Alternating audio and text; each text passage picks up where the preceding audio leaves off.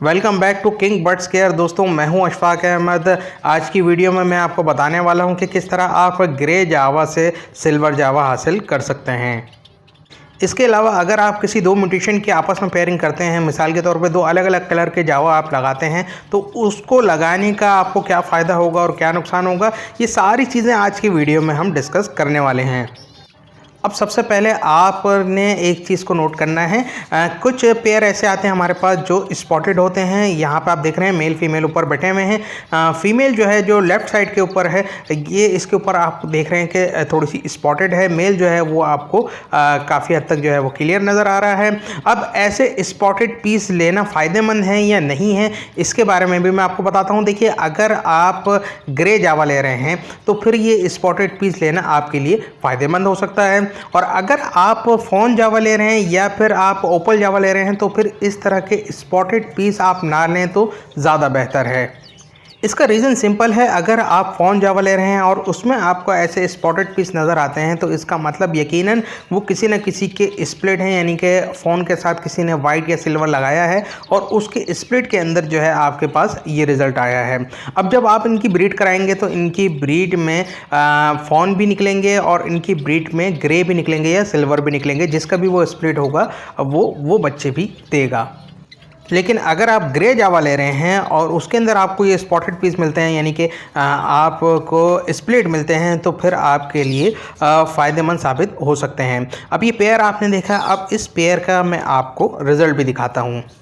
ये देखिए, माशाल्लाह से इस पेयर ने पहले क्लच के अंदर 3 बच्चे दिए, जिसके अंदर 2 हमारे ग्रे हैं और एक प्योर सिल्वर निकला है। अगर ये सफ़ेद जावा होता तो इसकी चोंच काली नहीं होती। आगे मैं आपको सफ़ेद जावा के बच्चे भी दिखाता हूँ। फीमेल भी अभी अंदर आती है तो आप गौर से फीमेल को भी एक नज़र देख लीजिए। बहुत ज़्यादा स्पॉटेड नहीं है, देख लीजिए आप, बहुत ही लाइट स्पॉटेड है।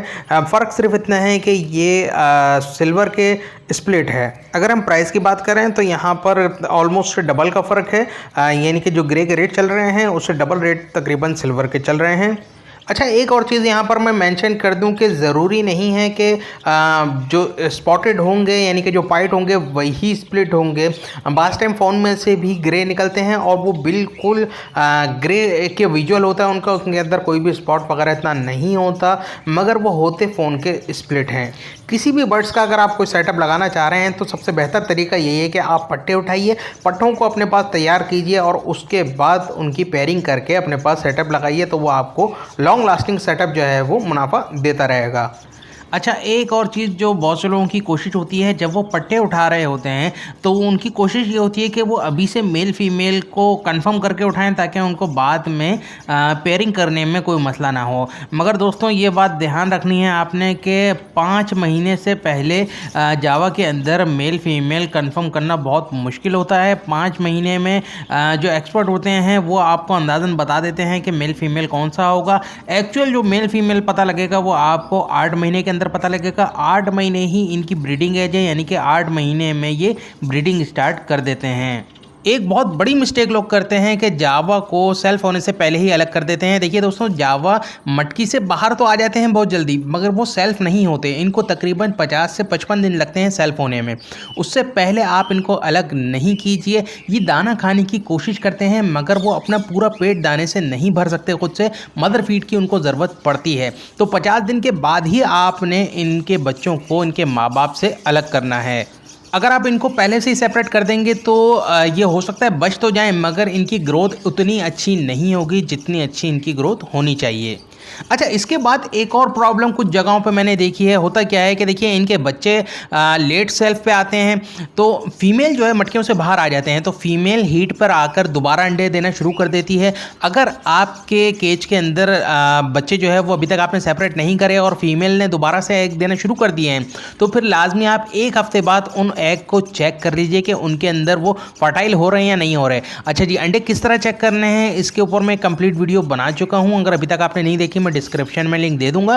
तो 1 हफ्ते बाद एग देने के आपने अंडों को चेक कर लेना है। और ज़रूरी नहीं है कि अगर अंडे उसने शुरू कर दिए हैं तो वो खाली ही हों। मेरे पास जो अभी मैंने आपको 5 बच्चे दिखाए, तो ये बच्चे सेपरेट करने से पहले ही ये पेयर जो है वो दोबारा स्टार्ट हो गया था। अब यहाँ पर आप देख सकते हैं ये माशाल्लाह से वाइट जावा के बच्चे हैं और इस पेयर ने पहली क्लच के अंदर जो है वो माशाल्लाह से 4 बच्चे निकाले हैं। माशाल्लाह से सारे बच्चे हेल्दी एक्टिव हैं। ये देखिए आप।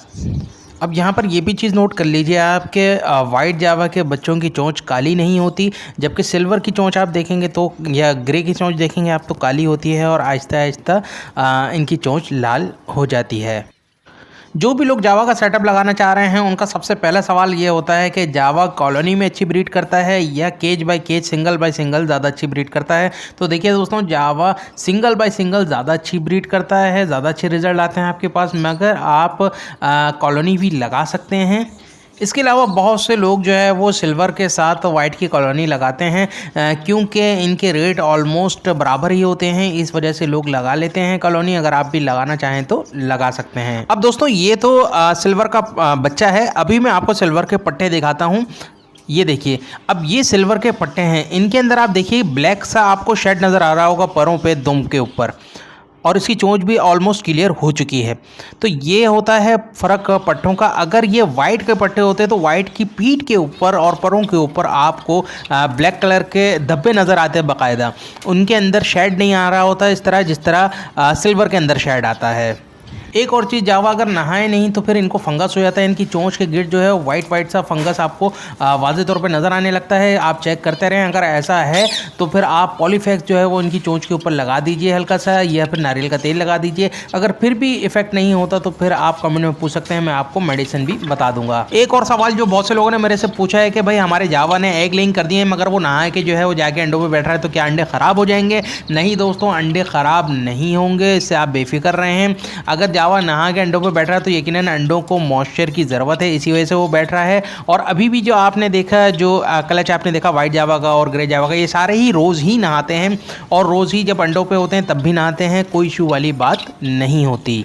अच्छा जी, इसके अलावा सर्दियों में आपने एग फूड का इस्तेमाल लाजमी कराना है। सॉफ्ट फूड के अंदर आपने अंडे को बारीक बारीक इस तरह कद्दूकश कर लेना है और उसी के साथ साथ इसके छिलके को भी आपने इसी तरह बारीक बारीक जो है वो तोड़ लेना है, जिस तरह मैंने अभी आपको दिखाया।